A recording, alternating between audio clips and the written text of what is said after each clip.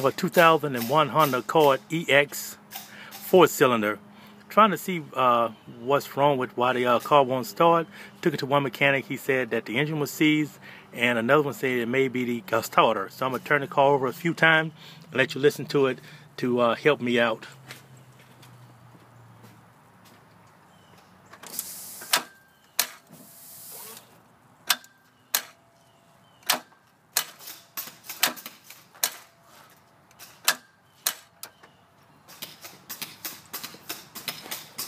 And that's the sound that the engine is making. The car has a good battery on it. Bought a new battery for the car. And I'm going to start it from the inside and let you hear it. And that's what the car has been doing. And just needed some help to determine what's wrong with the 2001 Honda Accord 4-cylinder EX. Car has approximately 131,000 miles.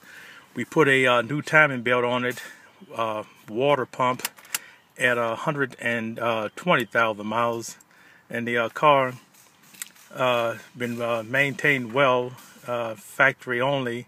Has been working on the car, and just needed some help to determine if the engine is seized or if it's the starter or some kind of other electrical. Thank you.